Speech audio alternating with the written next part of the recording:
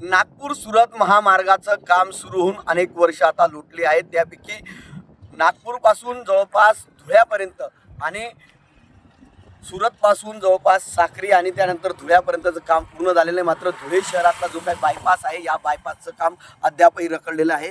अवघ्या 10 ते 12 किलोमीटरचं काम आहे। मात्र हे काम गेल्या अनेक वर्षापासून धीम्या गतीने सुरू आहे। आज आपण बघू शकतो की अद्यापही या उड्डाणपुलाचं काम अद्यापही अंततः धीम्या गतीने सुरू आहे। गेल्या अनेक वर्षापासून या धुळे शहरातल्या नागरिकांना ही आशा आहे की हा नागपूर सुरत महामार्ग लवकर पूर्ण व्हावा आणि त्यातून आपण चांगला प्रवास करावा। मात्र गेल्या अनेक वर्षापासून या बायपासचं काम सुरू आहे, अत्यंत धीम्या गतीने काम सुरू आहे।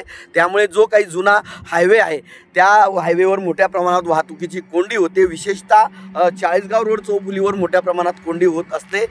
ते कोंडी फोडण्यासाठी हे काम लवकर होणं अपेक्षित आहे। मात्र हे काम अद्यापही पूर्ण झालेलं नाही। त्यामुळे अनेक वाहनधारकांना मोठा नाहक त्रास होतो, त्याचबरोबर शहरातील नागरिकांना देखील त्रास होतो। त्यामुळे नागपूर सुरत महामार्गावरील धुळे शहरालगत असलेलं हे काम लवकर पूर्ण व्हावं अशी अपेक्षा धुळेकर नागरिक व्यक्त करीत आहेत।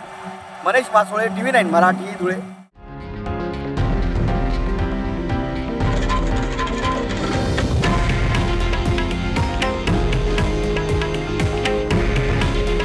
हे आहे देशातील नंबर 1 न्यूज नेटवर्क आणि आपण पाहत आहात TV9 मराठी। काळजी तुमची, हित महाराष्ट्राचं।